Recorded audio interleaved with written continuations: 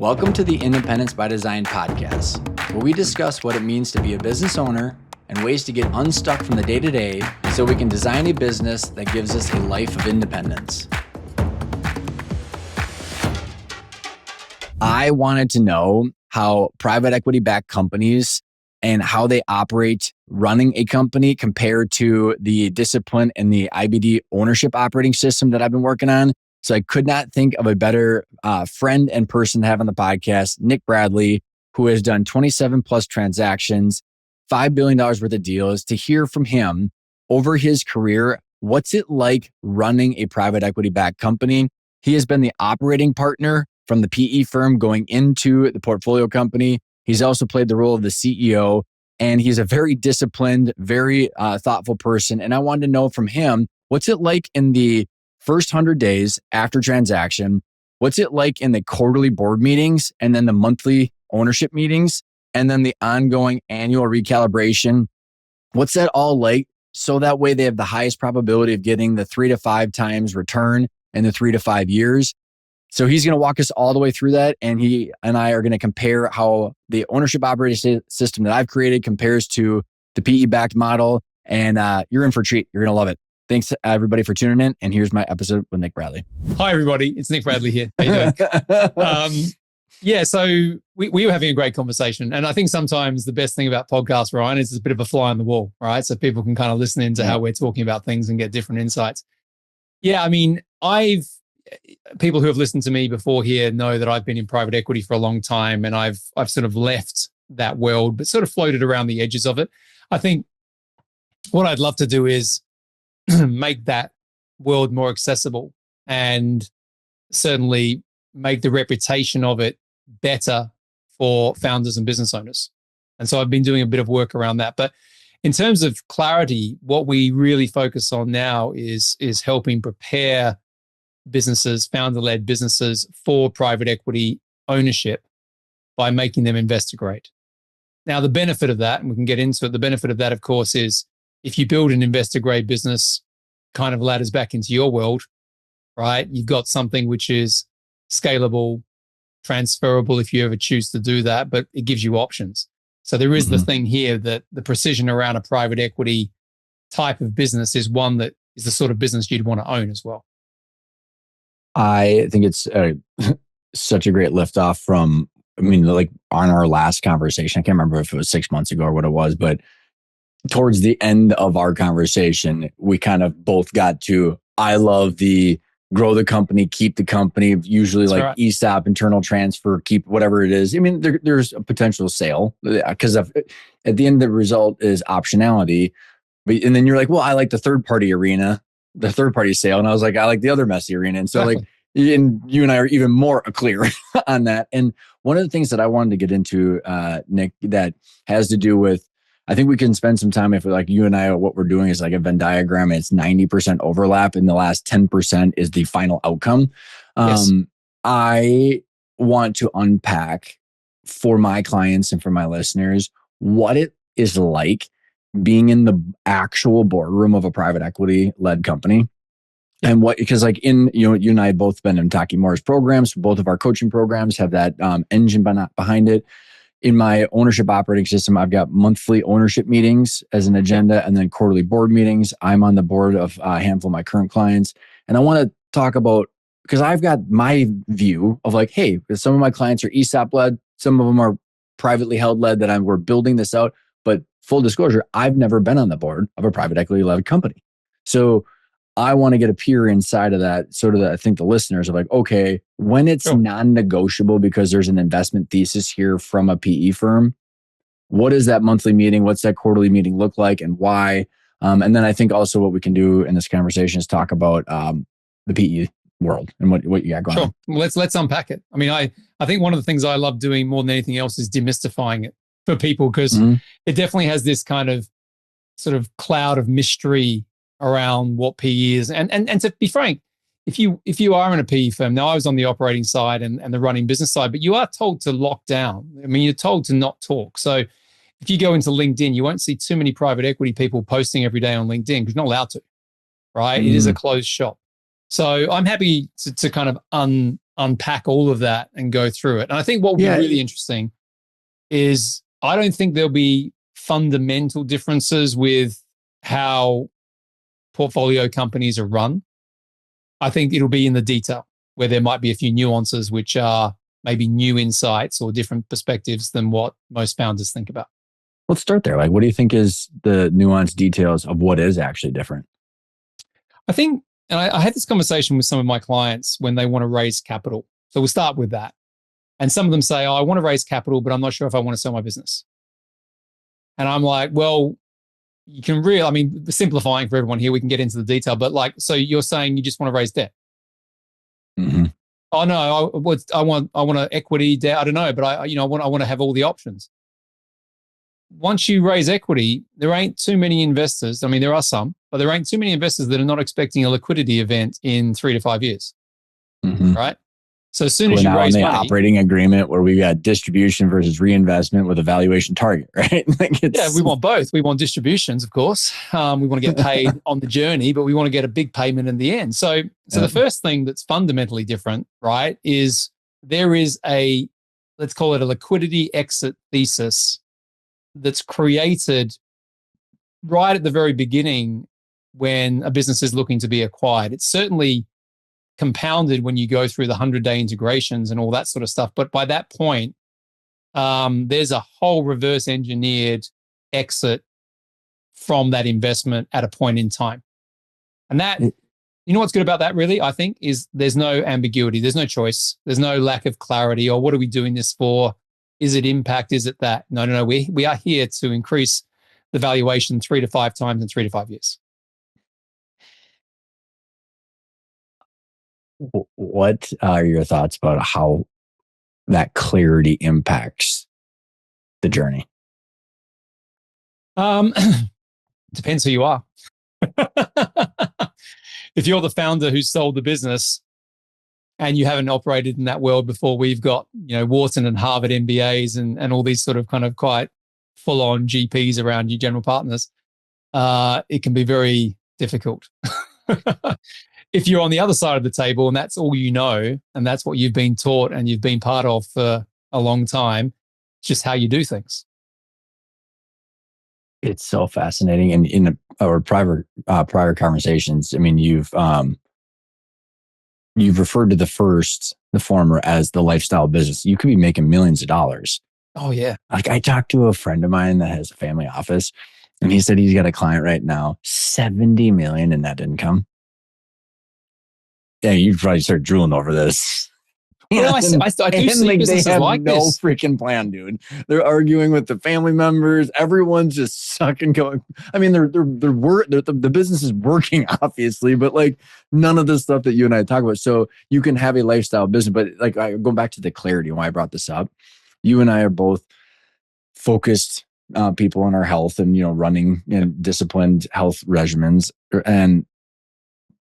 That clarity is just so fascinating to me about how many people don't have it. But when you have, like you said, that there's this liquidity engineering mindset injected into that transaction, so that way it's non-negotiable going forward. And that's why what I was getting at is like what that does for progress and execution. Like, how does that impact the possibilities of getting that 3 to 5 value growth? Again, I can reflect on it in hindsight now that because I mean, my background, just to be super clear, is I went from corporate to private equity through some pretty well-known businesses that were PE backed. So I wasn't starting at the sort of entrepreneurial founder-led. I mean, I did start a business years ago, but that was very different to what I went through.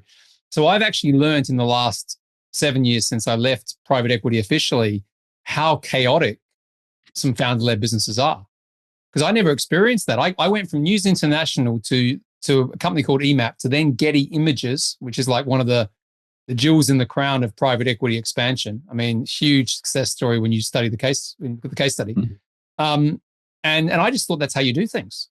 So engineered, high levels of discipline, absolute precision on execution, to the point where, there are conversations I've had these multiple times across multiple PE-backed businesses I've been involved in, where execution trumps strategy, right? We don't want a lot of people who can think. We want a few people who can think. And then we want Mhm. people who can execute to that thesis. And that's where I think it's different. It's very focused, but also militant in the way it's done.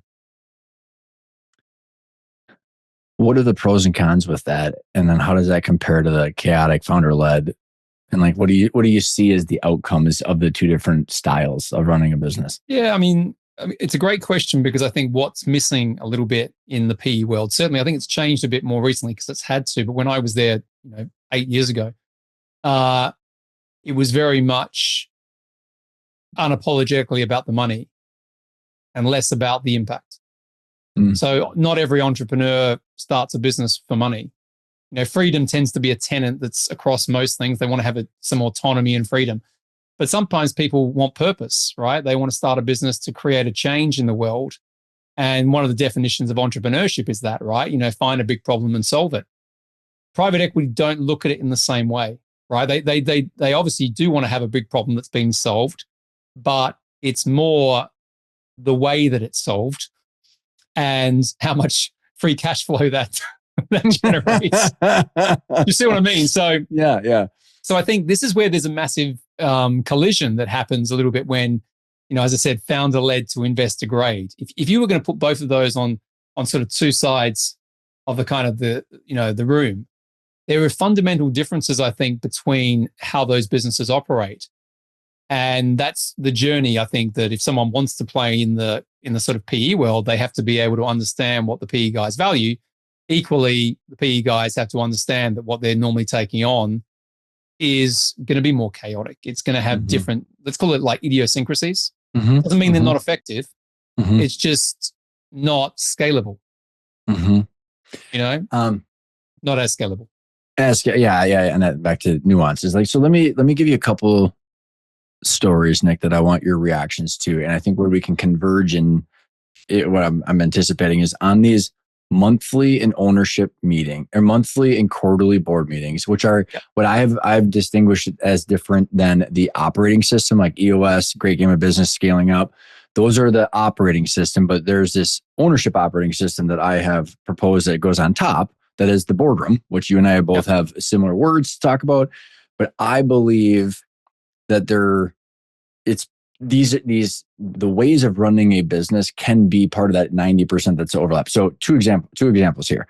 So I have a $30 million equipment reseller and servicer. They're a rep and manufacturer, and they have put a lot of these disciplines in place.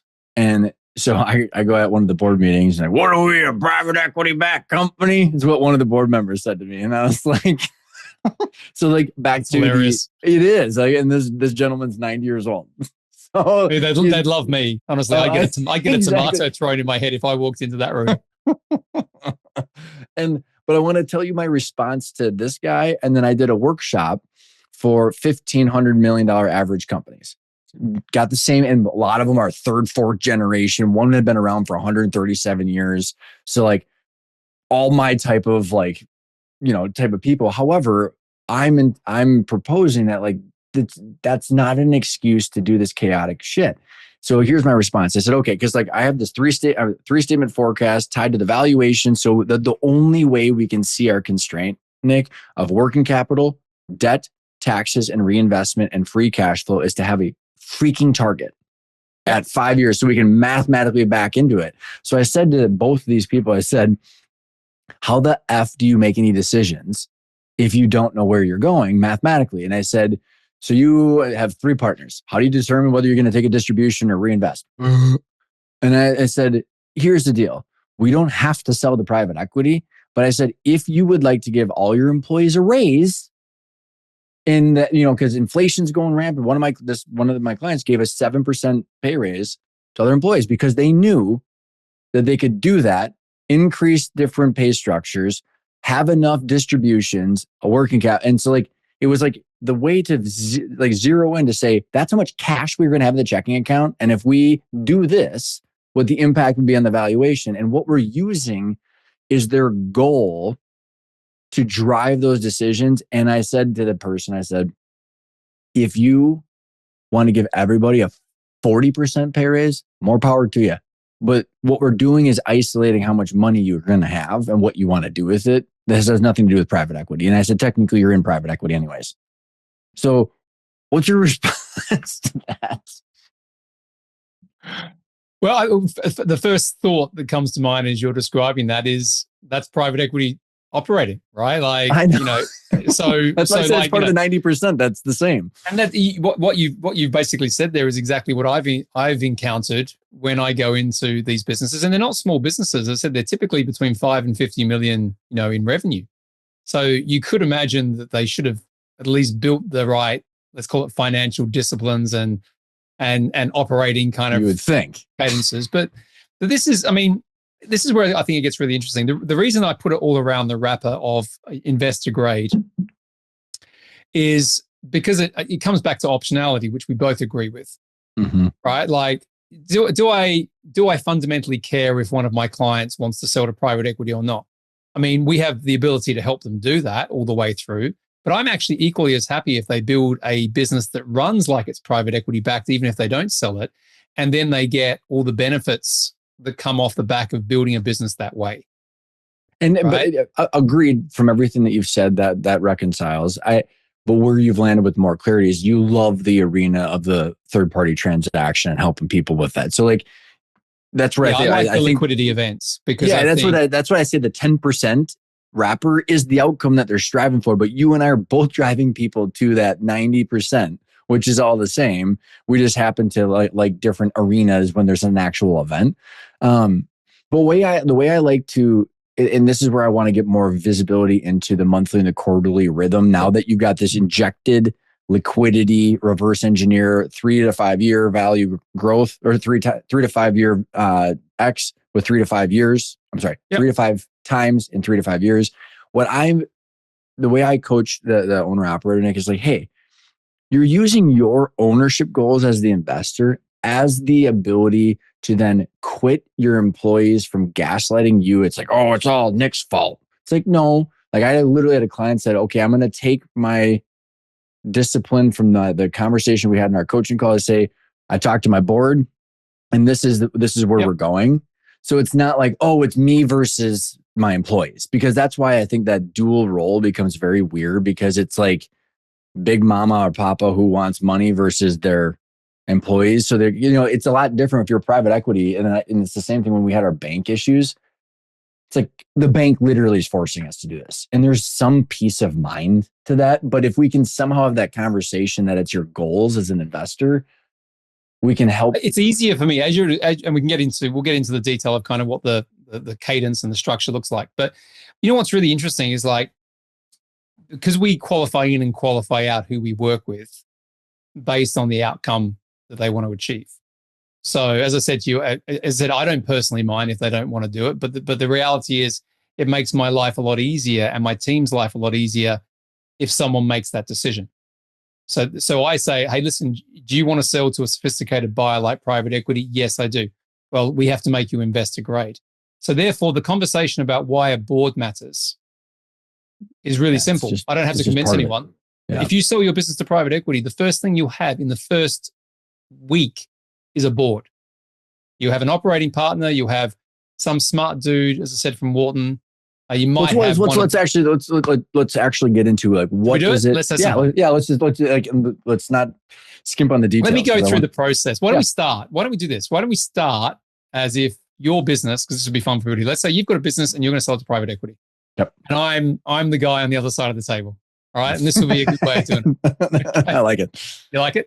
Yes. Okay. So first and foremost, you've built a great business, right? So private equity do buy, I wouldn't say distressed, but they do buy businesses that are sort of undervalued, but they usually only buy those businesses to bolt onto something else. So let's assume that I'm going to buy you as a platform, right? So a platform business, first acquisition by a fund in a industry or sector. Mm-hmm. In that situation, I'm not just buying, the cash flow, the brand, the customers. I'm buying the operating team, and I'm buying Ryan, right? And I'm buying the foundation, because we're going to bolt other things onto my company. Yep. And I'm looking at you, and I'm looking at 2 layers of succession underneath you. I'm looking at the whole structure of what you've built. So if I'm going to pay you a really big multiple, certainly double-digit multiple, I want to create as much predictability from what you've built into the future as I can possibly model. And I want to make sure that there are any risks that I'm going to assess through the due diligence process before we buy you are fully understood. All of that is going to indicate how much money I'm going to pay you for your business, and also how I'm going to incentivize you and your team ongoing under new ownership and obviously a new sort of thesis around a liquidity event in the future. Yep. Okay. Tracking. So that's all happening. So what's interesting is, let's say I come in, I love your business. You've built it really well, but you're a maverick. One of the things that will be assessed is how long you're going to be able to stay around, because they will give you a chance. But if you can't, if you're really maverick and really creative and very entrepreneurial, and you can't work with someone above you telling you what to do, we're going to risk mitigate that through the process. This is probably pretty accurate with my personality. We're either going to do two things. We're going to do two things. We're going to look at what you've got in the business already, and if you're smart, if you are, and this is why it's so important to educate yourself on this before you go through a sales process with like a broker or an investment banker. If you know that you're the maverick CEO, you want to have a bench, a leadership bench, which is operational guys, people who can actually just go in there and execute. And so in that Back situation, to the thinker versus doer ratio that you were talking about. Yeah, because most like really successful private equity CEOs are not that entrepreneurial in the traditional sense. They're not startup founders. They're in there to fix problems, scale up, turn around. And so if I'm buying your business, if you're not that guy, Ryan, I want to see if there is someone like that in your business. If there isn't, I'm going to go to my bench of CEOs over here and get one of them ready to go into your business within sort of 6 to 12 months. Love the decision tree. How does that impact valuation and deal structure? So any risk, anytime I see risk in the business, and of course, there's lots of different factors that drive valuation based on why I'm buying you. So you might have a huge geographic presence in an area. You might have a customer base that's super valuable for me to be able to buy other companies and access. So all of those things affect valuation, as you know, right? But if I go in there and I do a risk assessment, I'm going to do either two things. I'm either going to retrade you, right? So at the beginning, at the LOI stage, we're going to make an offer. And that offer is going to be based on a preliminary amount of due diligence. Yep. Okay. And then through the sort of 60 to 90 days proper due diligence, I'm either going to retrade you, which simply means bring the offer down. And what's cool, like private equity don't mind that also on the basis that if the most of the fundamentals of the business are in there, and let's say the business has, stopped performing while this process is going on, which is quite common. If we can get a lower valuation, but the business is still sound, we're happy with that. Okay. It may not be as good for you, the business owner, but we're going to show you why. It's not like we're going to do it in a dodgy way. We're just going to say, hey, listen, these are the issues. You didn't fix them before we bought the business, so you're going to pay for them now. Okay. That's the first bit. The second thing we do, and sometimes it's a combination, is we get you on the terms. And this is the big one. So we might pay the price, in terms of like, this is what we agree. But of course, enterprise value, but yep. Yeah, it's how you get paid, right? That is the big thing. And everyone I think knows this who have kind of studied this world a little bit, is that, you don't really have any control once you sell the business. You're not the owner anymore, particularly in a traditional majority buyout in private equity. So depending on how you negotiate that earnout and the figures and everything else, the metrics around it, that's going to decide in many cases whether you're going to get, up to, a quarter of what you should have been paid, right? So earnouts. What is the typical starting bench that you see for cash at closing, rolled equity, earnout sellers note? I mean, any kind of typical deal structure that you're starting from? I advise my clients to be going for 60 to 70% cash at close. Okay, that reconciles with what I. And then I advise them to go for, depending on what's going on, I advise rollovers versus earnouts. Yeah. Yep. For obvious reasons. So just for everyone listening, rollover, you're rolling over equity, and if you can negotiate that at the same level as the general partners, so you're kind of not diluted at all, which is an interesting negotiation. You're effectively going to be operating at the same level as the main private equity guys all the way through to the exit. Very hard to negotiate that at times, but if you if you know that that's what you can do, then it's much easier to have those conversations at the beginning when they're, loving you. Yep. Yeah. Yep. Sometimes it's an earnout as well as a rollover. So let's say, back to my math, 60% cash at close, then you might have 20% as an earnout, 20% as rollover, something like that. I just try and minimize earnouts as much as I can unless they're time-based. Mm-hmm. Because you can do time-based, which means you just have to be around for 2 years. There's no performance tied to the business, but the majority of earnouts are tied to the numbers that you presented through the whole process. And then on the other side of that, you don't have any control. Even if it's just revenue-based, I've interviewed people where like they had an earnout and then all of a sudden their salespeople got 17 new products that they had to sell. And I mean, so it just becomes messy. It becomes messy. You've got to also realize that the private equity firm doesn't want the business to go backwards. So they're not gonna screw you over just because they could have, they don't want to pay you the money. They're just gonna ride you really hard. And so when we get into kind of what does that look like on a daily, weekly, monthly, quarterly basis, you'll see what I mean. Because they're just going to put much more forensics in terms of the metrics and KPIs and stuff like that into a business more than what most founders do. And I think what it's so important for people to remember is it's not because the general partners decide that they just want to ride you really hard. There is an internal rate of return that was not guaranteed. It was promoted as a base case, and then there's the hurdle rate, and then you have to give this to a pension fund or an insurance company or a wealthy individual that was told that the private equity firm is going to give them their money back at a certain rate. So it's not subjective. You know what I mean? Like the goal is very clear. Yeah, the two metrics, and I think we spoke about this last time, is IRR and MOIC, so internal rate of return, which is the speed at which the investors get paid back, and then MOIC is multiple on invested capital. So, I buy your business for 50 million, put another 50 in, there's 100 million I put in. So that additional 50 is to do like acquisitions. I expect to make 300 million to 500 million back on that within usually a 3 to 5 year window. So it's still an extraordinary level of kind of asset return, to investors. That's why they're doing it, because but I think what it's so important for people to remember is that there's a percentage of the portfolio that is getting allocated to private equity, which is different than VC, which is different than real estate. And they need this return because of their obligations. And most of the pension funds in the US are underfunded. So there's real pressures from people that really need $2,500 a month for 40 years.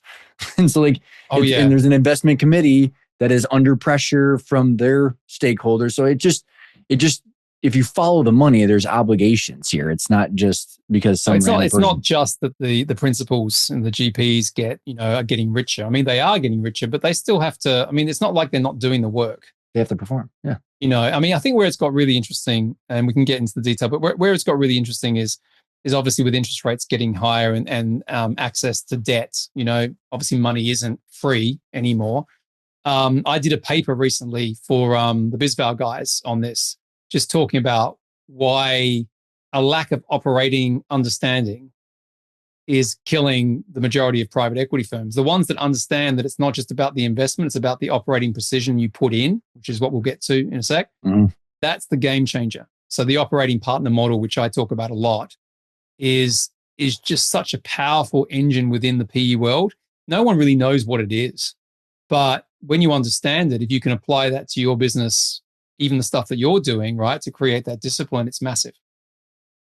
Which I agree that the reason I laugh as a reaction is it's what I hear is the secret to health is sleeping 8 hours a day, eating well, pushing something, pulling something, lifting some heavy weights, and you just go it's this doing the work is what we got to do. It's doing the work, but it's how you do the work. So it's to use your analogy, right? You can go to the gym and you can kind of lift a few weights and do this. wait, can you do that again? Everyone's listening to this. I just basically picked up some really pitiful weights and started popping my they're covered in pink rubber. Or you can go in there and you can do a kind of high rock session for 60 minutes where it's I'm doing this, I'm doing this, I'm doing this, I'm in and out, but it's really focused. And that's the difference, I think, right? Yeah. Oh, that was that. That's gonna be the clip. No, don't. No, See my don't. face. No, I'm actually laughing and sweating now. It's quite funny. Because it was such a heavy weight. Okay, I'm So sorry. do you want to talk about the operating precision? I do. So, And so going back to, I think just to reorient us, value has been agreed upon, LOI. Let's say you go through the due diligence, you land on the deal structure, the terms, yep. the company, and all of that is to then have this new starting recalibration that says we have to grow this kind of value and hit these metrics based on, that's why this transaction was done, because this is all agreed upon now. It has to be signed off by the committees. So remember, like, this isn't one person in a vacuum. This is gone up through layers of governance and compliance. Again, things that don't really exist in a traditional founder-led business. Mm-hmm. You know, if you're getting family, I do a lot of stuff with family offices now. Like, if you're talking to a single family office where it's literally, you know, someone is managing a single family's kind of wealth, right? God, you know, you've got to be really precise on, I'm going to deliver this back for you. You know, there's a lot of scrutiny through the numbers and the logic, and that all happens through due diligence. You just don't see that because that's happening from the investor side back to the PE firm or the family office piece. It's not happening at the due diligence side. Nope, I love it. That's what we're doing. We're taking the information and taking it back into the mothership. And you're saying this is what we've all agreed upon, which this is how much cash flow we're going to make, and this is what we think the valuation will be if we do these things over the next 3 to 5 years. It's a story that's being told that is being agreed upon. Yep. By all those levels, and right? very. I mean, you sometimes, not always, you'll know the companies you're going to buy. Obviously, those deals aren't done, so you can't guarantee them. But you know the shape, geography, the contribution levels, all that sort of stuff. We know all that. If there's a expansion thesis around sort of, you know, vertical or horizontal, let's say we want to kind of buy supply chain and we want to do that, that will all be mapped out. So we won't know the exact company, but we'll know the industry. We're going to buy, let's say we're doing a home services roll up, which is really popular right now. Let's say we buy a big roofing business that's got, like, you know, most of the East Coast kind of tied up. You know, the next part might be a landscaping business. So we'll know that we want to kind of find a big landscaping group somewhere in Atlanta or whatever. And, you know, we won't know who it is necessarily, but we'll know that that's what we're going to be going after. And then we'll have, you know, target lists of what we're going to be going for. I love it. So go through the whole layers. Everything's agreed upon. You're signed. You got the new document signed, the operating agreement or whatever. So walk us through then how that kind of rolls over to the. So I'm going to go through the integration piece quickly because I think this is one of the things that most founders don't really look into enough. So as you're building through the process, of course, you've got the LOI, you've agreed the price, you know, as you're getting close to the close, you know, that's when the legals are getting more scrutiny. When everything's basically been asked from the data room, you'll get to the sale and purchase agreement. Okay. And that's the bit where all the terms and everything I mentioned beforehand around the earnouts and all that will be in. So you've got to have the best lawyer you possibly can on that. I often say, don't just use your mate who you go to beers with. Use a transaction lawyer. Right? Best money you'll ever spend in this because you're going to get it back. Through that process, there's also the integration plan. Now, this is really funny. It doesn't get a lot of airplay to the founder and the leadership team as much as it should. It's kind of, and this is my experience, sometimes it can be different PE firms, but it's kind of enforced on you. Like, we're going to buy your business and here is the 100-day plan. Now, some of it will be built through the due diligence process. So it's not just the private equity firm doesn't just do it, but they are building that 100-day integration plan through the due diligence process.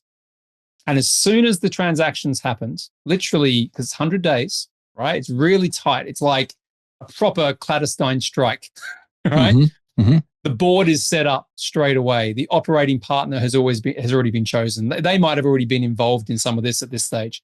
Who's going to sit on that board from the PE firm has been decided. So when I was last a CEO for a sort of smallish mid-market PE firm in London, it was the operating partner who was an exited founder, and he had some investment in the business. Can you give some more clarity on your definition of what an operating partner is and how that would be different to prior to the transaction, where there might, let's say the founder is actually still, you might have said the Maverick is capable of being the CEO currently. But so how is the operating partner and then the board? Like, who are these people and what are So the the roles? operating partner, there's a couple of different ways of looking at this. Sometimes when people hear the word operating or operations, they think COO. It's not that at all. It's usually someone who has been a successful CEO under private equity backing. So they've sold a business, they've scaled, done a second exit, and now they're investing into the fund because they've made a lot of money, and they're now becoming sort of operationally involved in that. So the operating team is usually there to mentor and mentor the CEO and to some extent the leadership team, but also to guide the investment from a strategy leadership perspective. So if I've already done what we want to do with your business, Ryan, successfully in that environment, and quite often the operating partner will have some industry understanding too, not always, but like they won't just have worked for, sold a company in e-commerce to Amazon and now they're suddenly on a roofing thing. They would have come from that industry. They know what good looks like, and they also know bullshit, right? So it's a really hard role because you have to build a relationship with the incoming founder, and you have to try and help them do what they need to do. And I'll explain what that means in a sec as well, because it's a bit of detail. But equally, if the confidence isn't there in that founder or that leader at that point in time, you're the one who gets rid of them. Mm-hmm. So you're an operating partner, in many cases, chairs the board that's put around the business. It's not really called a chairman. Sometimes they are, but they're normally the person who oversees the investment. And this is where it gets a bit confusing, because sometimes people think, surely it's the MBA guy from blah, blah, blah who does that. Well, no, that person's there and they're super smart, but they've never run a company. It's super interesting because of my lack of experience working inside the PE environment. I mean, oh my God, how many conversations I've had with you and or other PE firms and friends who have PE firms. And, like in a lot of these PE firms that I've come across are not as structured, honestly, Nick. I mean, I think that's another big thing that's going on in the lower market too, is there's all these, I'm going to put massive air quotes around funds, because it's just people financing and stuff. Like you're coming at it from, that's why I wanted to have this conversation, which this is what good looks like. It's just fascinating to me because this operating partner, I mean, that's just effectively what I'm doing with my coaching clients. It's like you are 100% that. Like there's no question you are. And you've also come from a successful business background. So, but it's coming at it from the investment perspective. And I'm working with, like, all of my clients are CEO, owner, operators. Right. And there's a couple of them that have rang the bell, hired a CEO, and then it becomes different because then that client is actually kind of becoming the operating partner for their client. But it's interesting. I've not heard it worded like this. Is Dan Kremens, is this what he's really all about? I mean, you see him on LinkedIn? I mean, there's a few different people. I mean, there's a few people talking about operating partners a little bit more now. I mean, I talk broadly about private equity generally and this type of thing. This is super interesting, man. Yeah, and I think it's getting more airplay. Like there's what's his name? There's a guy on LinkedIn who talks about this all the time. I can't remember his name. But he kind of sort of did this post the other day saying, to be an operating, it's not like you apply to be an operating partner, right? It's an invitation only thing, right? Interesting. You have to have a track record. You have to have done something. It's not a job, right? So you have the board. So this is super helpful. So you have the board, operating partner, understand, because when what I start is they know what good looks like. And that's where I have found major issues in other private equity firms where it's like, you have no idea how this business operates. So like they don't know how to have the bullshit filter when someone's reporting the numbers. It's like, what kind of actual effort is that going to take in the business? So this operating partner saying is looking at it through the investment thesis of the board and mentoring and working with the operations. 100%. So what kind of ongoing involvement does that person have? So I'll tell you how it all works. Now, one thing to be really clear on is that not all PE firms have operating partners. That's what I guess that maybe that's a different, clearer way of me saying. Like I've had very few people that I have come across where that's actually a thing, because it's so many jigsaw puzzle. I mean, I watch people where like they're able to raise $50 to $100 million because it was easy to raise capital, and they don't have any of this structure behind it, which is why I think PE gets a bad rap, because if people raise the money and they don't know how do all this stuff. That's why you've got to be, if you are going to, I mean, PE funds, I was listening to Tony Robbins of all people on a podcast recently, and he's involved in PE, and he was saying that the S&P 500 grew by 5%, 6% over the last 5 years, but private equity grew by 15. And so in terms of the return, so there's a 3x return just on the PE. So it kind of works if you get it right. But there are so many that don't get it right. So what that means is there's a small few PE firms that are absolutely nailing it. I mean, I've had the privilege of being in a couple of them, right? Carlyle, Blackstone. I mean, I was on the periphery of some of those because they bought companies that I was involved in. But, they all have operating partners, right? It's when you get down to these kind of, as you said, search funds, which aren't really PE firms. And it's all a bit odd in that sort of like when you get into this kind of weird world of who's got money, who hasn't. They tend to just be capital allocators, not operators. And you really have to have both.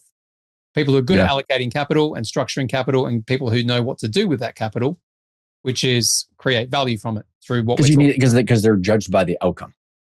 Yeah, and creating value ultimately, it's changing a bit more in the world of AI, but ultimately it's about people, right? People, it's numbers. But, if you're going to create a scalable organization, you ain't doing that usually with one person. And as I said, with AI aside, but it's still people. I agree with you. But it's leadership, and it's and it's all the things that are important to how you kind of relate to kind of sell a vision, clarity of strategy, obviously precise execution. These are all qualities of leadership, really, when you get into it, and how you can galvanize people behind that to create value. So I love it. So the super helpful additional context on the operating partner. So board, operating partner, how many people, and then what's the operating partner's ongoing? Yeah, so I'll take you through my experience so I can kind of, so I'm running this company. I'm the CEO. I was actually brought in to replace I wasn't even brought in to replace the founder. I was brought in to replace the other CEO that replaced the founder. So I was kind of like third in line. So this is probably an example of how sometimes PE get it wrong and they just flip CEOs left, right, and center. So in that structure, there was the operating partner who I effectively reported into. There was a really sharp investment analyst, if you want to call it that, but someone from the actual funds who sat there as well, who was just brilliant. And then it was my team. And my leadership team at the board level was the CFO and the COO. And I think we eventually brought in a CRO as well.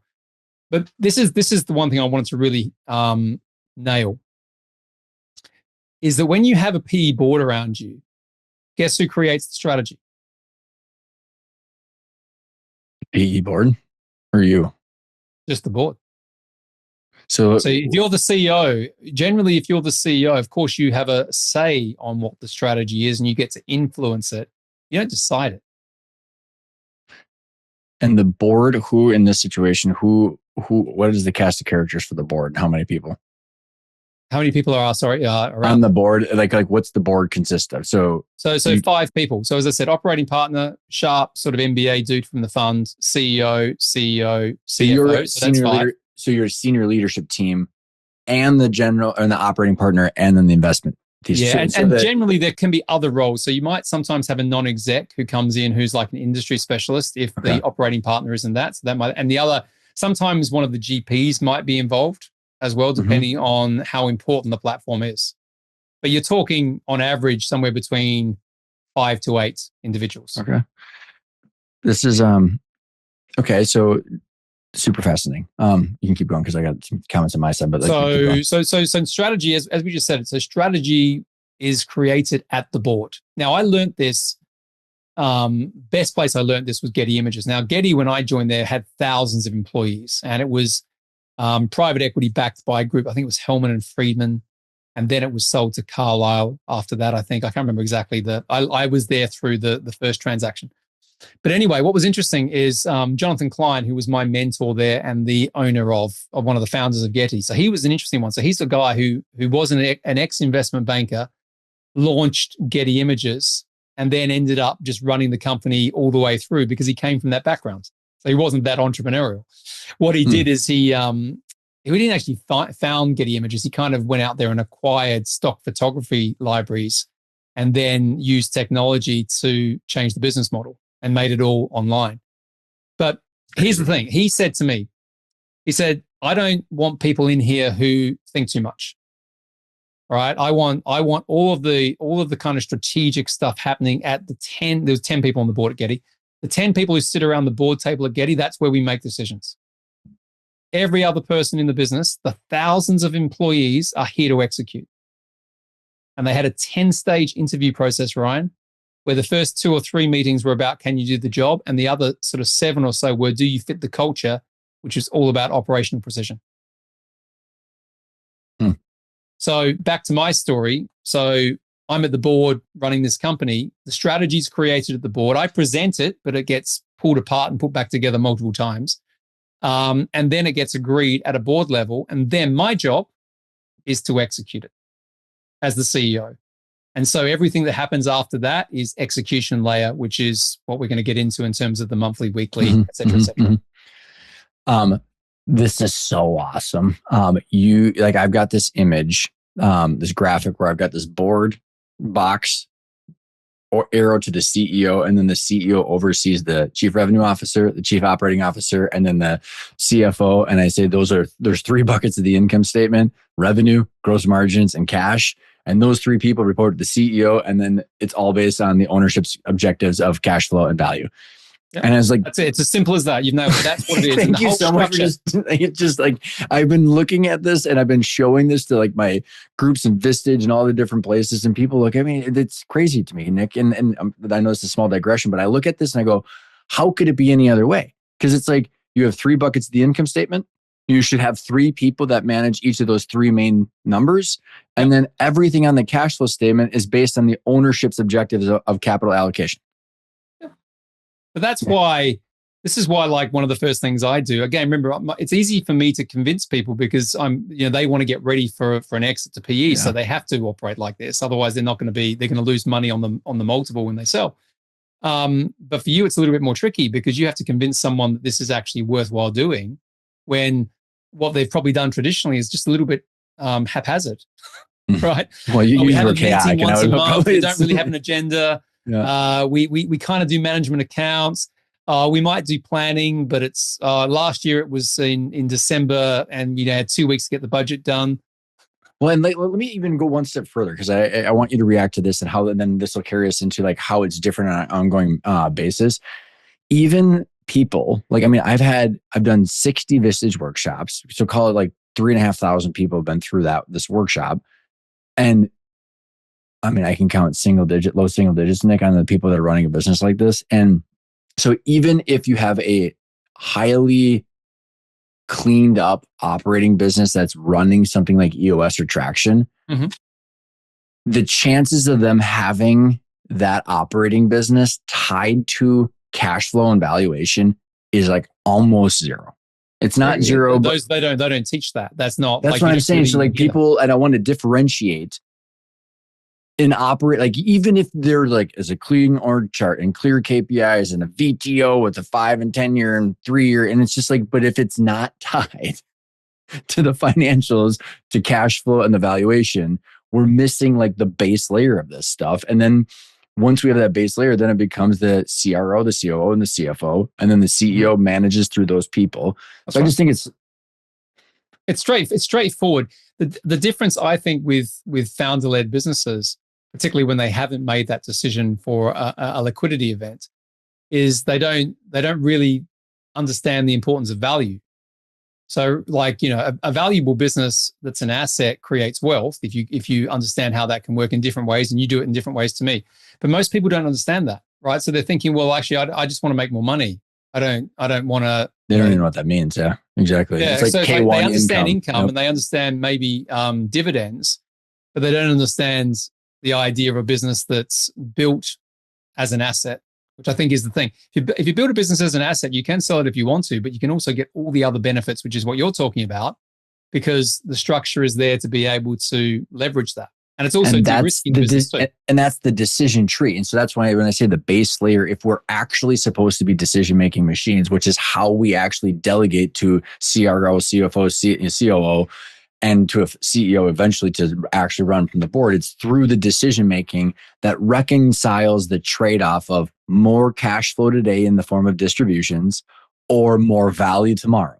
And we're missing that part of the trade-off of like, we can't even see the trade-off if we're not reconciling it against value creation. So again, small digression, because it was just so helpful for you to say like, this is how it is. And because if you don't know, I agree with you fully, but if you don't know, like, we're talking a language here, which we've talked about for, we've been mates for years, right? We've been talking about this multiple times.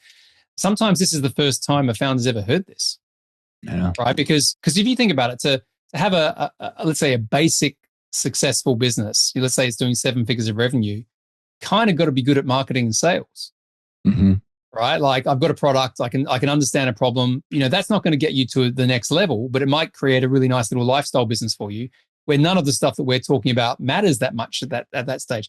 But when you start to build more complexity, let's call it. This is why lots of founders I work with struggle with the scale stage for business, because it's more people, more process, and they're not tuned for that. And they need to have these disciplines we're talking about financial management and value creation. Their eyes glaze over.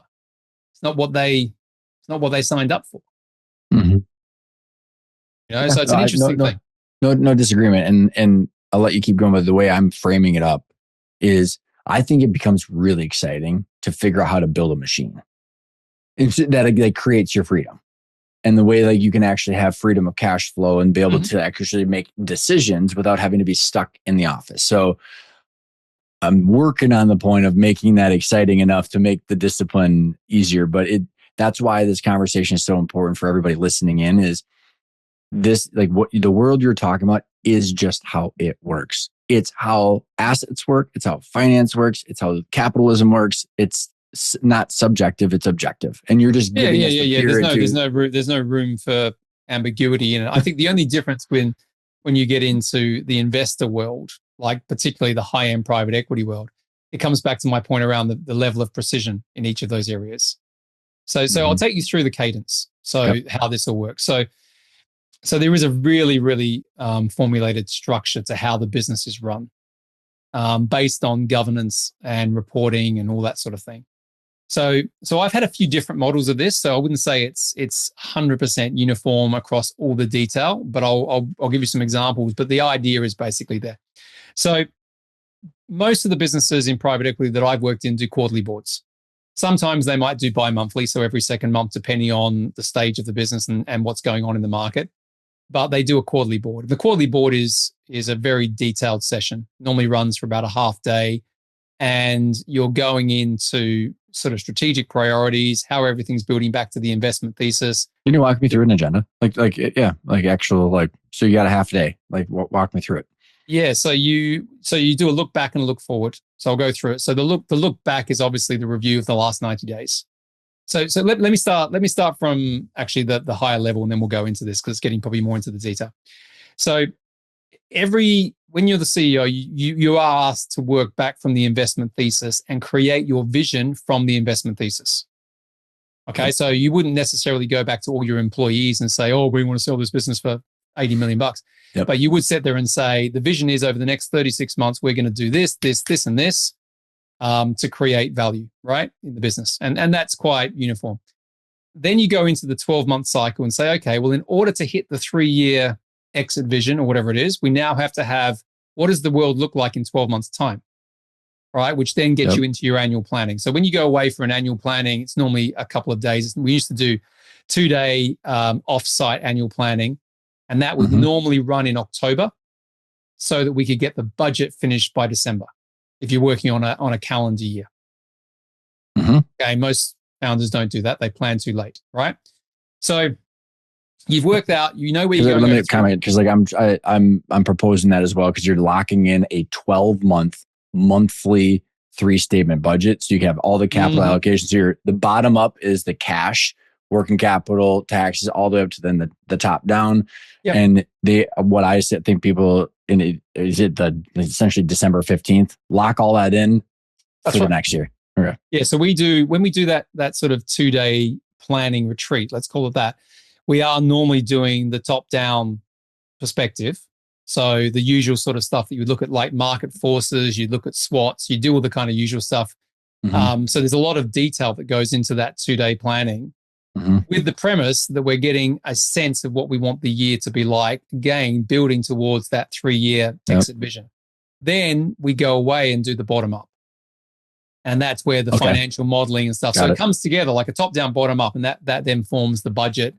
And you're going away after that 2-year retreat because now you've got direction from the top down. So then the bottom up is coming from, is it safe to say that the CRO is responsible for revenue, COO is responsible for matching the margins, and then the CFO is guiding the entire process? And then they're coming. The CFO oversees the process at that point.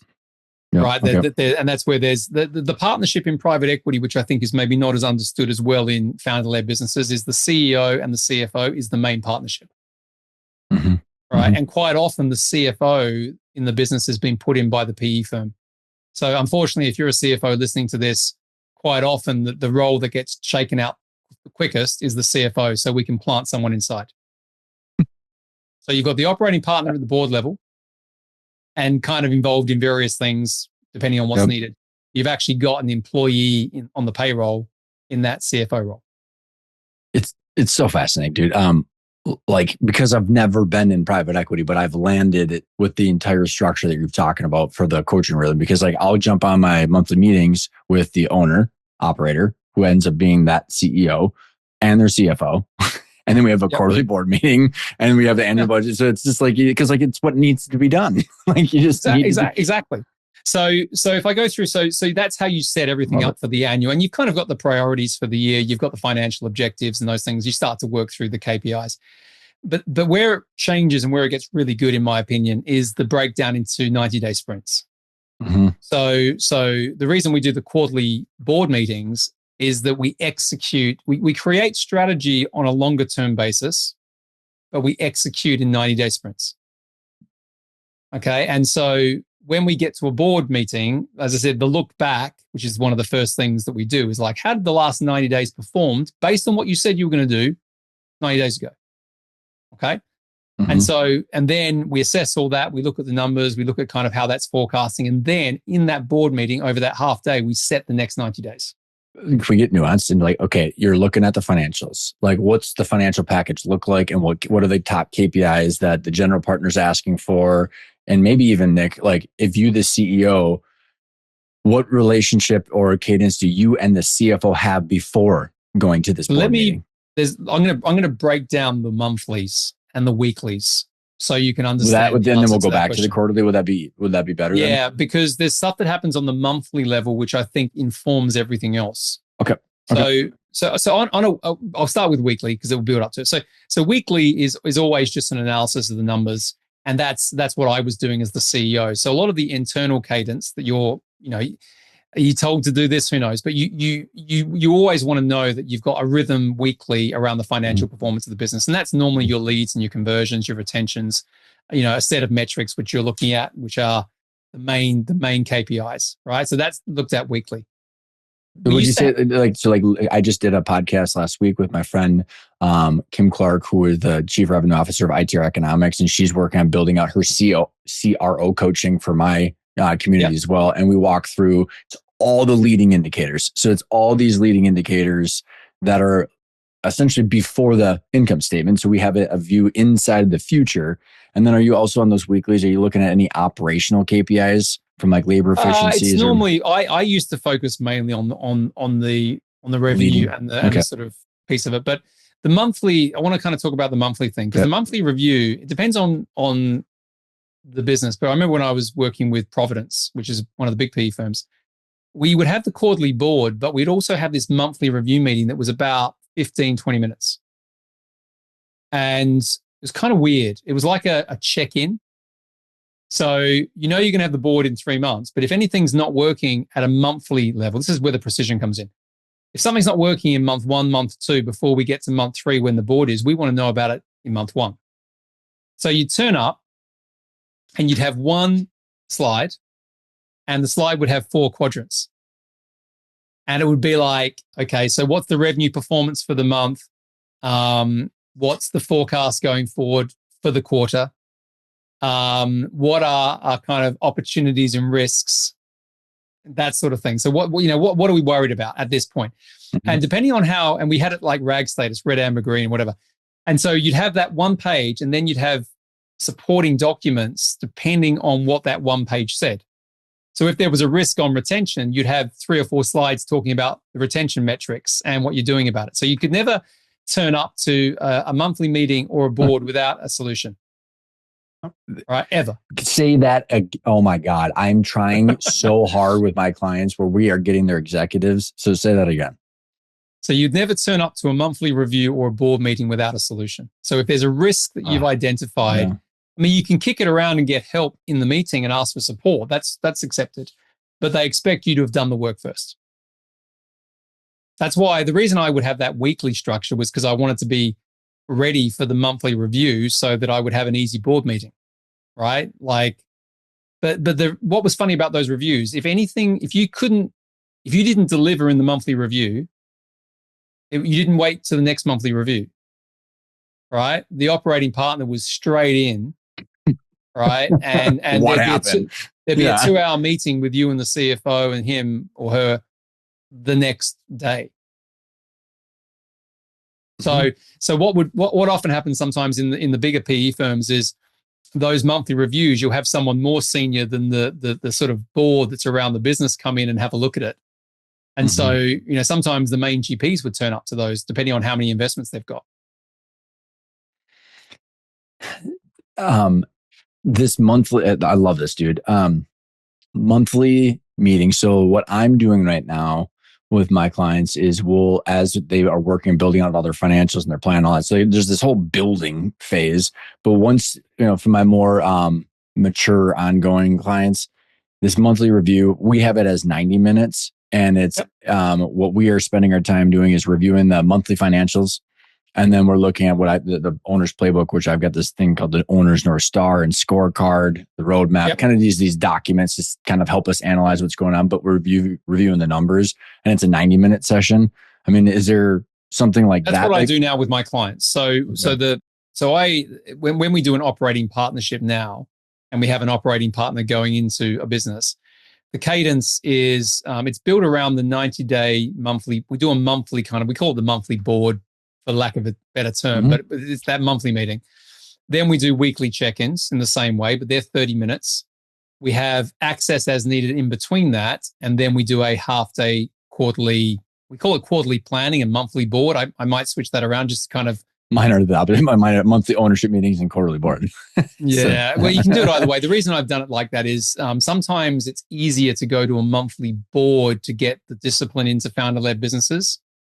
So that's the reason I call it that. So it's kind of like you have a formal board meeting, it's 90 minutes, and we have an agenda, and this is what we go through.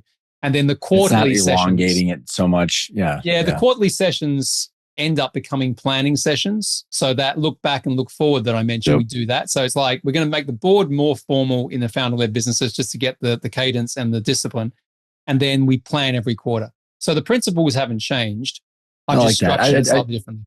Yeah, I'd say that I like that from just like how the energy goes, because like when I was just in a board meeting last week and like went down there, and again, they've got all the shit put together. 5-year plan, they've got their goals, they got their cash flow, we got the visibility, we got the CRO, the CFO, and the COO that come in, present, talk about the look back, we'll look forward, the whole works. But then what that allows us to do is then talk about the most pressing things with context. So we don't necessarily know what we're going to be talking about, but the agenda will flush that out, because it's like, well, this is off. We need to talk about this. And, I'd say that we want more people that are coming with solutions. So we're all working on that.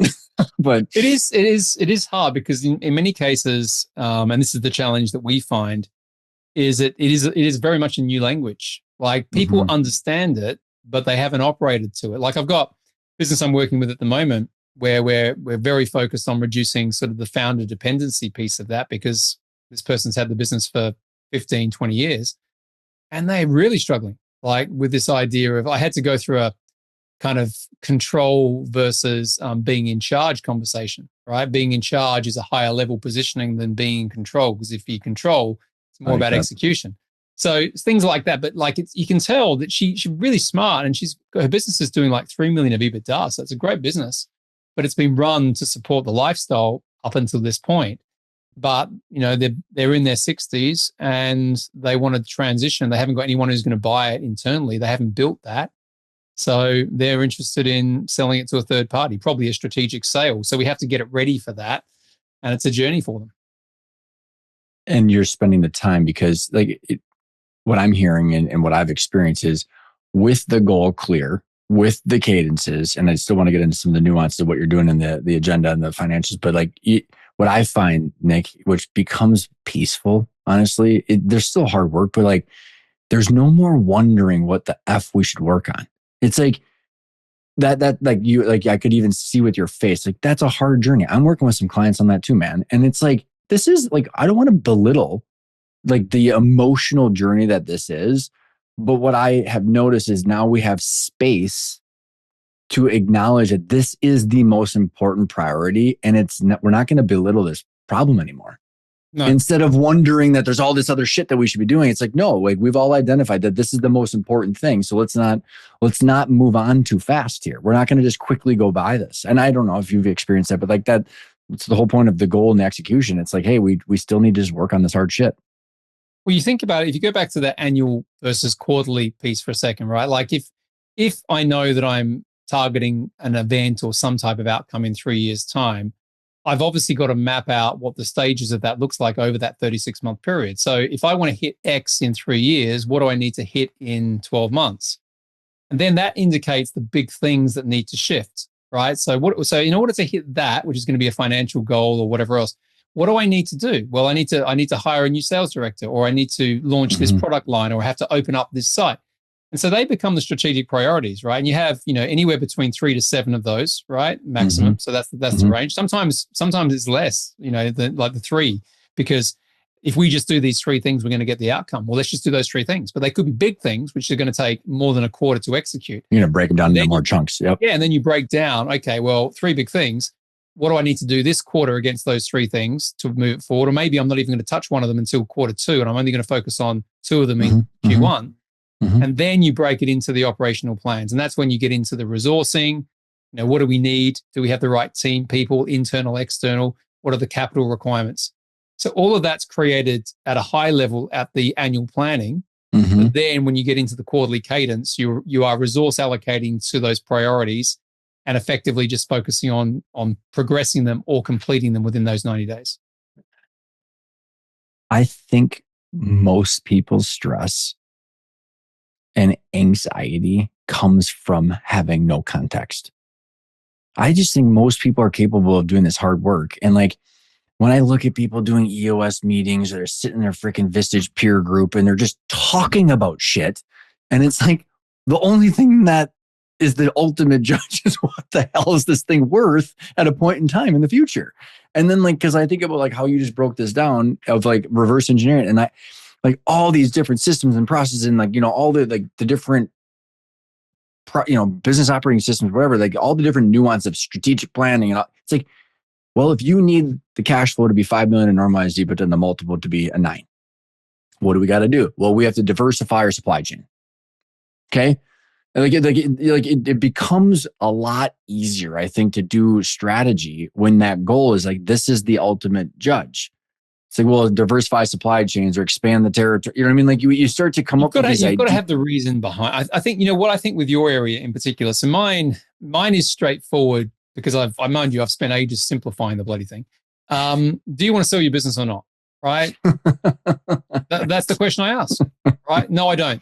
Okay, well, then move on. Right? I'm not going to try and convince you. By the way, this is a little bit of feedback. You weren't that freaking clear when I first met you. I can tell just the refinement. I wasn't that clear, was I? I don't think I was that clear when we first met. I said you weren't. That's what I'm saying. Like you've refined it to the point where you now know that that's the one question you need to ask, so that way you can get helping people. And that's what I think is so cool. Yeah, you would think from someone coming from private equity, it would be the obvious question, but I wasn't approaching. I wasn't approaching the businesses that I was going to buy them, right? I was approaching them to get them ready for a sale. What I realized though, if you ask the question, do you want to sell your business? And the answer is a definitive yes. then it's really, are you ready now or are you ready in the future? Mhm. And it opens up conversations about how we can help them. I think in your world though, and I know you touch on this, but I think it's really powerful, is it's not about necessarily a liquidity event, but it is about a certain amount of wealth, I would imagine, right? A certain amount of freedom. So there has to be a way to say, okay, if you keep doing what you're doing, I'm sure you must touch on this, you ain't going to hit your wealth goals, right? Or whatever your investment goals in the future. So we have to work to a number so that you can achieve those things that you really want to achieve. Let me digress for just 2 seconds because I want to show you this, Nick. I have this thing called the owner scorecard. So, can you see this? So, people I love the listening way in, you've learned how to do tricky Zoom stuff. I have no idea. well, I just thank you, talking more. It took me 2 days to figure this out straight. But right. This I'm digressing because I want to then go back to then the detail of the quarterly and like what you're asking of these people, because this is the Sure. I think we're doing the same thing. But so the owner scorecard is my way of saying, do you want freedom and independence? And it's no longer fluffy. We're going to quantify this shit. We're going to go from hypothetical down to a freaking cash flow statement and a set of financials. So we have over here what do you want out of your time, cash flow, and wealth? So these are the 3 constraints that I think we all have. So the time is you want to go from, in my case study, I go, so you want to go from 60 hours a week down to 0. You want to, in the ownership, you're not spending anything. We only have 168 hours. So effectively, if you want to go to replace your operating role in 5 years, this is the goal. Okay. Well, you're going to have to buy your time back. So instead of just hypothetically, we want to go, let's say you got a $250,000 salary and $150,000 distribution equals $400K. And we want you to have 600 grand in 5 years. And we want mainly that 600 grand coming from ownership distributions because you have replaced your salary. So we're going from 400 to 600 grand, but we're moving that number around of where it's coming from. And then we down here with the wealth, like no one knows what the hell it is because they don't know how valuations work. And I'm showing them like, this is totally fucking insane. Like it's crazy that we're making decisions without understanding your trade-offs. And if the valuation, once we understand where we are, then we can understand where we're going. So the market valuation, I've now come up with 3 lenses, Nick, to say the discounted cash flow is your keep it value, the market multiple is the Zillow value, and then there's the transaction value, which is how much cash you get at closing. So every single milestone and the monthly and the quarterly and the annual, we're looking through all 3 of those lenses, but we use the Zillow, the market multiple, to say, okay, if your company goes from 7 million, I think we can take it to $21 million in 5 years. And it ends up being like what I show in the case is $1.5 million normalized EBITDA to 3, and it goes from a 4.5 million or 4.5 multiple to a 6.7. But my point is, then we can have this, we can fill in the net worth with the outside investments and all that stuff. And I say all that because that owner scorecard then becomes the judgment. So when I can look at someone and say, you said you wanted this and you're doing this, I don't care what you do. So it's still difficult because it's not an investment committee saying, if you don't do this, we're going to fire you. But it's an attempt, isn't it? I mean, because I look at it. Thank you for giving. Like what's really cool about sort of financial value and that sort of thing is if someone increases the profitability of the business, regardless of whether they sell, they're going to have more options, right? Whatever they choose to do with that. So there's a table stakes around just increasing the profitability of your company and the cash flow. Yep. The only difference to what we do on that is we are building to the liquidity event. So you then have this weird sort of, well, do I just want to hold this business for another 2 years because it's making so much profit, or do I want to run a process now if I could sell it for 7 times? So we have those conversations. Judgment. There's that final judgment that's it. Like how clearly you said, do you want to sell your business or not? And I don't have that clear because like, do you want freedom or not? Well, it's like they might have some freedom right now. It becomes too obscure where like you have like this binary yes, no. And then that's why we also target people in their 50s and 60s. Yeah. Because like, because I not to be. Because every closer they become closer to the yes, I do. Yeah, it comes closer to the decision that I have to do something. Right. Like, my business, like, because what happens sometimes is we get people who've got like EBITDA positions 5 to 10 million or more. And there might be a couple of partners, but they've got houses everywhere and nice cars and, they own golf courses, all that sort of stuff. And they're like, oh, why would I sell? I want to sell this. This is amazing. And then, you have the conversation if someone's like, say, 65, 70. Well, is your son or daughter going to take it over? No. Well, then what are you going to do? Well, I don't know. Well, I know. It's crazy, dude. I know. But they start to think about that more, because if they haven't got options, like there are obviously lots of exit options, but if they haven't got many of them, they're kind of then thinking, well, actually a competitor is going to buy me, or it's going to be a financial buyer like PE. So we like to step into that lane, because we're not, what do they say about marketing? If you have to convince someone of something, it's really hard. If they're already thinking it, right? I know. If they're already thinking it, all you're doing is showing up and going, oh, do you want to sell your business? Well, actually, yeah, I'm 65. I do. I know. I've chosen the hardest route ever possible over 11 years, trying to convince people. I don't know. I think what you do is pretty cool, though, because the independence things, there is definitely a thing here about how do you create a business that's, because I talk about the 3 exits. You exit the chaos, exit the operation, then exit the business.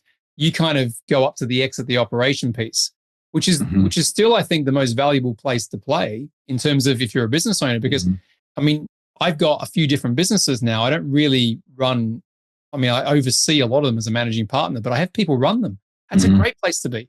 Do I want to sell the whole thing one day? Possibly, but I'm not. One of my mentors said to me, you'll love this.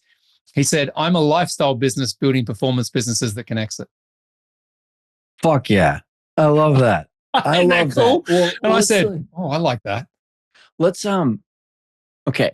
And let's zoom back down with that context on these quarterly, and maybe I'm looking for something that's not there, but I want to get a little more detail of like how I think that what you just said is possible. And also with my current clients is knowing all of this stuff allows for precision of decision-making to allocate resources and outcomes where we don't have to be the person that does it. And so like that comes with the financial literacy, the clarity of the goals, all this stuff. Because when at the end of the day, when we're sitting down in a board meeting, we're going over on track, off track of the entire income statement, balance sheet, cash flow statement, like then we can delegate resources. So walk me through when you say, okay, in that quarterly meeting, what happened? You see, you're talking about the monthly. So that was getting you prepped. And so you and the CFO, so if you're the CEO, maybe at whatever role you want to play, leading you up to this quarterly meeting, what are the KPIs that you're reviewing in the look back and then look forward? Okay. So there's I've actually done a whole podcast episode on this with what I call the 5 key metrics. I can't see if I can remember them. But we are at a high level, we are looking at the exit all the way through. So we're looking at growth rates. We're looking at EBITDA margins. We're looking at, percentage of revenue that's, either recurring or constant. So what I call the main drivers of a high multiple. We're also looking at what we call pipeline coverage. So a lot of the businesses I work with are mainly service-based. So this idea that if you can't project forward what your revenue is going to be because you've got the pipeline to support that, we have different ratios. But there's a whole, I can link it actually if you want to link it, but there's a whole sheet. I would absolutely do that. Yep. Yeah, it's really cool. So we've got all that. And then we do go, the way I was always taught is there's only really 5 core metrics that the CEO oversees, and then his team oversees the rest. So you do end up with a reasonably robust sort of dashboard, but like the marketing metrics on conversion, retention, all of that sit with the CRO, right? So they get reviewed, but they get reviewed under the lens of that person's accountable for those numbers. Nope. So the CEO because those land on the income statement that the CEO is responsible for. Because like in order to project out the revenue on the income statement every month or every year, you have to have all of those conversion rates that the CRO is responsible for to be done or to be. Yeah, it all comes down to the metrics. I wouldn't say it's standardized. It's not like every single business looks at the same things. It depends. There are universal things in PE that drive the valuation, like I mentioned, the recurring revenue percentages, the retention rates, all of that. CAC, LTV, of course we measure those things because they're all indicators of the valuation. But depending on the business, industry, and stage and things like that, depends on what else we look at. But more importantly, it's things like, did the thing get done that you said that would get done? So it's instead of it just being a KPI, it's a project, right? Did that project that you said that we were going to, launch this new product by this date at this budget, did it happen? And so let's go through an analysis of that. And that normally comes under what's called strategic priorities within the agenda. So you start off with, there's normally like a CEO update. So how's everything been going? Right. And that's normally tabled in a paper beforehand. Then you go through the financials first. Right. Then you go through the strategic initiatives or priorities. Are they on track? Are they not on track?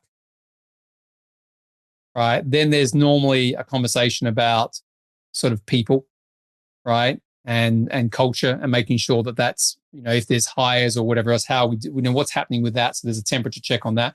So in that area, we look at things like the retention rates of staff, things like what we call regrettable retention, et cetera, where people have left that we didn't want to leave, et cetera.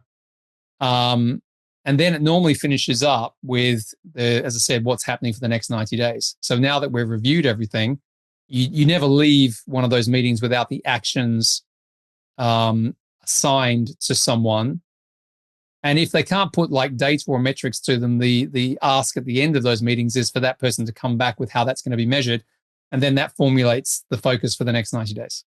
And when you're saying that actions, because what I gathered is, so it's the CEO, the operating partner, the CRO, CFO, and COO. So the action items, did you have like each of your functional leaders presenting on a particular KPI? Yeah. If it's a half day, yeah. So, and sometimes depending on the project, we might even bring people in at deeper levels in the business would turn up and just present for their agenda item.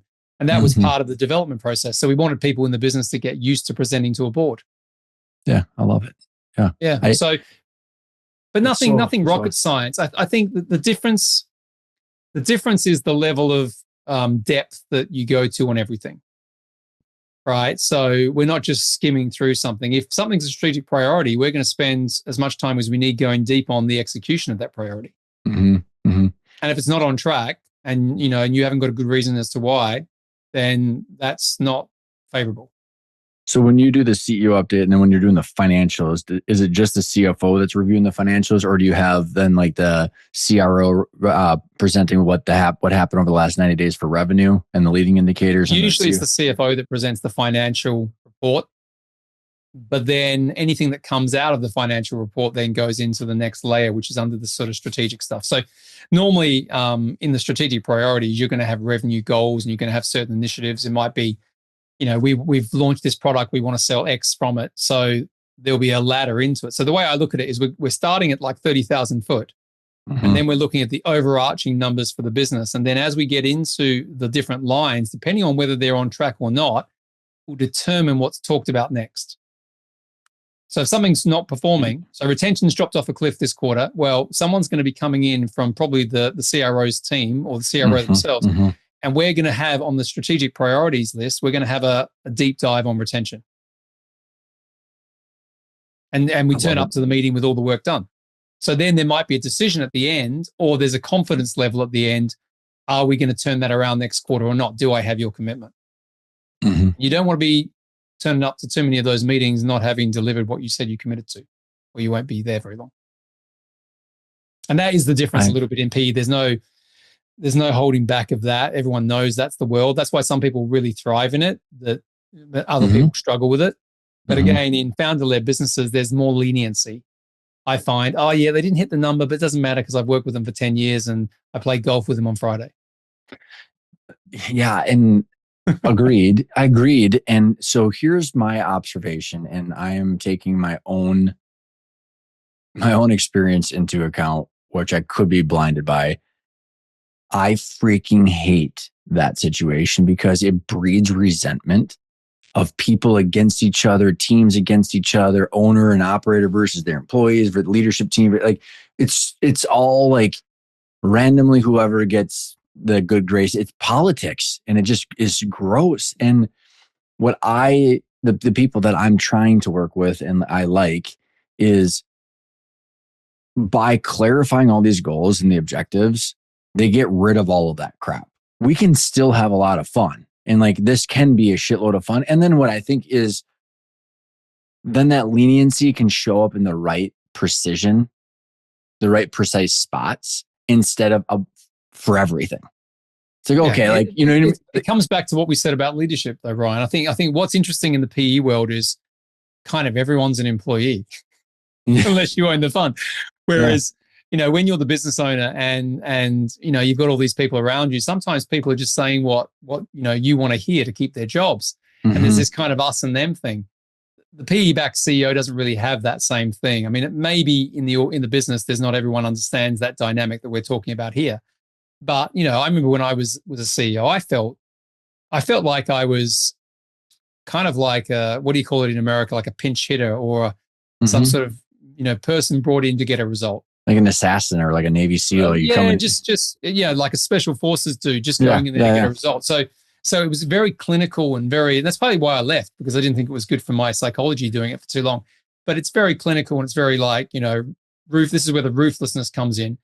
But it's because there's not really anywhere to hide, right? It's all very clear what you're there to do and it's very measurable. You either buy into that and you can deliver it or you can't. It's really interesting, Nick, because I had that same exact experience when I started at the family business in 2009, because we were in a turnout part of the bank. Like there was not like, oh, Ryan and Corey want more money. It was like, we are going to be out of business if I don't provide this reporting and cut these expenses and have enough money for the $240,000 payroll. It's over. So it took all the ambiguity out of it for me. Like that was my first entry point into the working world, was like, this has to be done, non-negotiable. We need this data. So like I was able to flush through all the political BS, even in our own business, because of that. So it was a bank, it wasn't a private equity firm, but I got a similar experience. Yeah, it's the same. But you have a point of governance above you. And I think one thing I think that is probably consistent or should be consistent about whoever you and I work with is not to be thinking that governance is a restricting thing. If anything, it should be an enabler. And so having, even if you just start with a board that has advisors and whatever else, at least you have some kind of structure around that, which is going to create more discipline and to some extent more accountability. And I think every business owner needs that.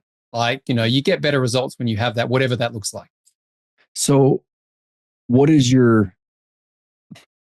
thoughts on, so like Traction EOS and or like Vistage and these owner peer groups or these operator peer groups where they're not all looking at the financials? Like what happened? Because like I've been accused of like only being about the financials over the last 10 years. I'm like, no. It's literally out of my 9 modules, it's only one of them. But like if you pull all of those, the whole thing unravels. So like what are your thoughts like about when these advisory groups and all these other things, when they're not sitting down and talking about the financials and the goal? I think, EOS, let's talk about the kind of operating systems for a second and things like that. I think, the operating systems are designed to add a very easy way of implementing some form of structure to a business. So if I look at EOS, I've used EOS in private equity before, but businesses grow out of it very quickly because, again, it's not precise enough in certain areas, right? It's a good starting point as a framework. I like that. I think I haven't had much exposure with the Vistage side of things. I've always said, and I'm pretty consistent with it, that business at its simplest form is people and numbers. Okay, right? Forgetting AI. Say that again. Right? It's leadership. It's people. It's getting the right people around you. It's how you kind of engage, all of that, and it's having numbers around performance. And it's both things, and they're both equally important. So if you're just talking about people and leadership all the time, then that's not enough. If you're talking about finance all the time, that's not enough. You've got to talk about both. Like I think if you can get deep on both of those things, that's where you start to get real traction. I think you said that in a very elegant way, because it is what I believe too. You can't have one without the other. It is the yin and the yang. And I find a lot of value, because there's going to be people that are in Vistage or Vistage chairs that are listening to this. And like, it's not that I'm knocking on these things, and I'm trying to explain, like, when we are missing what you and I are talking about, we're missing the base layer of the game, which to me is crazy that people go to groups of places to have conversations about decisions when we're not looking at the scoreboard. It's just crazy. Well, they become peer group stuff, and sometimes it's lonely, right? I get it that you want to be around others, but it ends up becoming, because one of my clients went to something similar recently, and they were talking about lots of deep personal issues. Because the question that was raised is, what's the biggest constraint right now? And it wasn't even a business constraint for a couple of these guys. Serious stuff, like not, but. And so therefore those groups exist to solve that type of thing so that you can just feel like you're not alone. I think that's a very different thing that we're talking about here. I know they might be positioned about value creation and growth, but more often it's not that. It's just the network, in my opinion. And I agree. And that's why I'd say half of, or more than half of my clients are in Vistage or EO or something like that, because it's solving a different need. Solving a different problem. It's a connection problem. And I think there's value in that, particularly because of the loneliness of the CEO, which is a true thing. It just gets a little complicated. Like everybody does a biz equity and everybody's got their valuation that's perfectly based in real world stuff. Well, that's, everyone has the thing that floats their boat. This has been unbelievably fun. Is there something that we didn't cover in this round that you think would be worthwhile within the context of the conversation? I think we've gone deep into how private equity works from an operating side. I'm just trying to think. I think the only thing I'd say is there's two parts that I think of unpacked. So one, of course, if you want to sell to a sophisticated buyer, you need to learn the game in advance. So some of that we've covered today.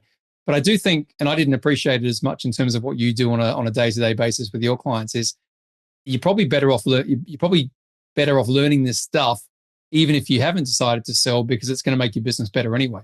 I don't think there was much difference between maybe the way we think about things.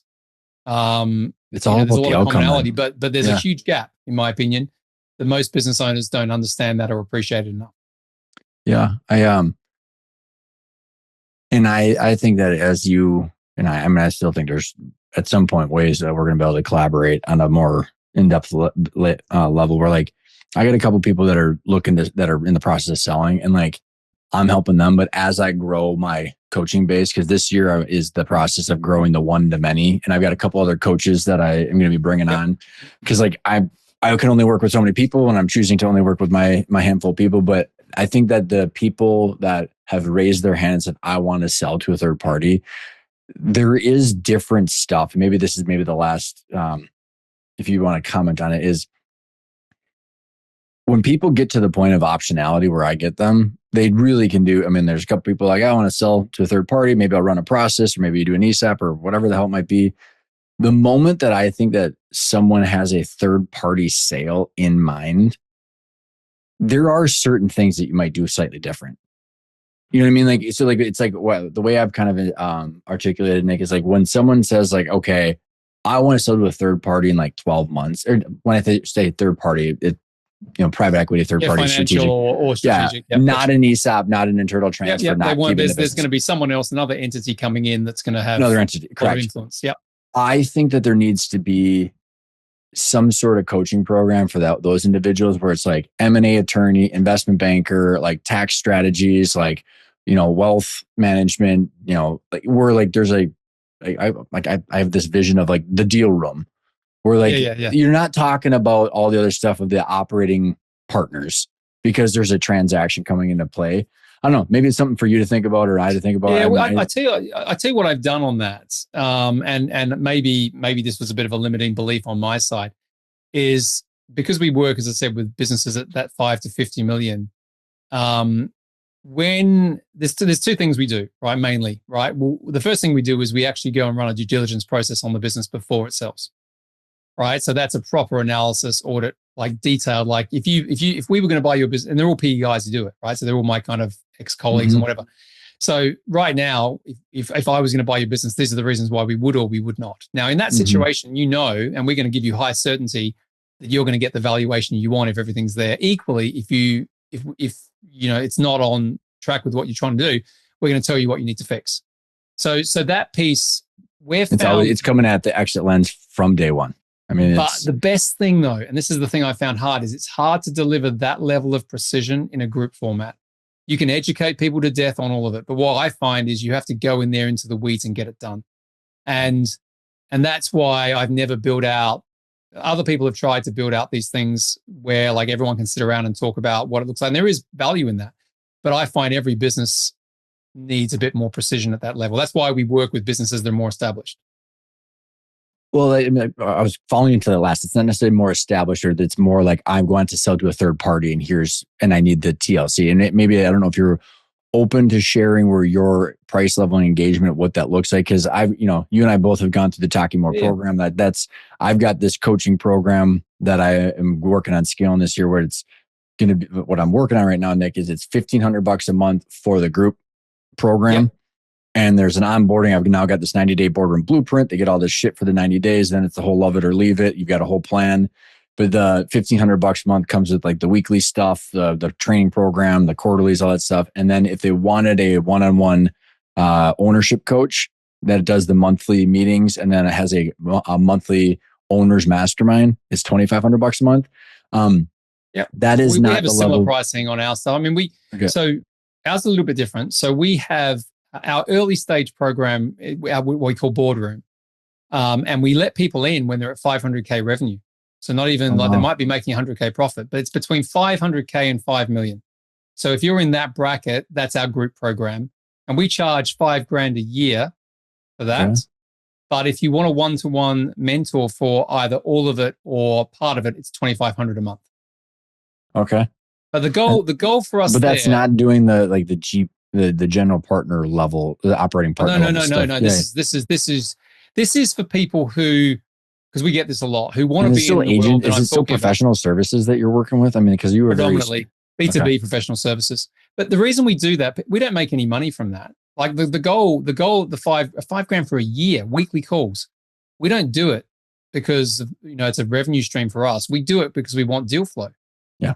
We want the businesses to come in when they're, one of my mentors I mentioned last time, the Happy Meal before it's the Big Mac. Mm-hmm. So they get access to playbooks, they get access to methodologies.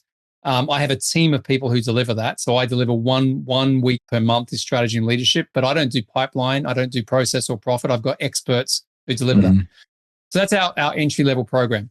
Once someone gets to that 5 million, or certainly in that 1 to 2 million of EBIT, then we have what's called the operating partnership. And that's $24,000 for 3 months. And then it rolls across at $8,000 a month ongoing. And if we work with you for longer than 12 months, we take a 2.5% success fee all the way through to exit. And we have the ability to do the transaction through my investment banking group. Got it. So that's what we charge. It's not crazy money when you think about it, but like if someone's going to work with us for, let's say, 2 or 3 years, they might be spending anywhere between $200,000 and $400,000. Yeah. But our kind of guarantee back is that because we're working with those sort of businesses, we're going to be adding at least multi-seven figures to your valuation. So and the way that you can prove that is because you're doing due diligence and that level of attention at the beginning. Yes. Because like that's where I believe you, because you've got the experience where so many people pitch that BS, but like you have a real valuation that's not made up, that they have at least an understanding of here where I'm at right now, 100%. And here's where I want to go. So you can actually quantify that value gap based 100%. On real stuff. We do an independent valuation in that. In the operating partnership, we do an independent valuation at the beginning. And we often say that we do that 6 monthly, depending on what we're building towards. Are you using that? Is that what you're using BizVal for? I use BizVal for that. They're our partner. And Kyle's a friend. He was just on the podcast. Yeah, they're great. I mean, the guys are really good. They turn up to we do exit workshops as part of the first 3 months of that engagement. So it starts off with, we have like what we call a AAA framework, where the first is assessment. And that normally takes the first month. Then we go into architecture, which is the strategic sort of exit strategy stuff. And then we go into accelerate, which is the execution. And this is the 24 grand and the $8,000 a month thing. Yeah, so in the first 3 months, that 24K. We do it $8,000 a month, but it's a commitment for 3 months initially. Yep. We want to be able to build the plan and start execution. Yep. And at that point, we've embedded enough, I think, to be able to show the value of the operating partner model. But it's definitely it's intimate. It has to be because of the level of detail. Agreed. Super fascinating, man, and I appreciate that, and I hope the listeners are gathering this, because I mean, my 2 cents on this is like, I have worked with people to do the things that you and I are talking about. And like, until I landed on Talking More's business model, like, I didn't know how to freaking figure out, like, what should I do? Should I help people intimately? Should I do some coaching? And then it was just like, I can't do it all. Like, and then like, cause like you have to have a machine like you're talking about, the right people to actually deliver.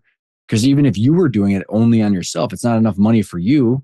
Right. And then you go, okay, well, there has to be it for you 100%. I mean, I think what's interesting is, like, as you go through this journey of advisory, coaching, consulting, whatever you call it, mentoring, is there are different ways of doing it and there are different levels. And what I struggled with, to be really transparent, is trying to shoehorn things into other people's models. So you go out there, you go to a mastermind and someone's doing something, you think, oh, Pat, that's what I should be doing. And it took me ages, Ryan, right? Of trying things and realizing, like they say, try the suit on. If it doesn't fit, then try something else.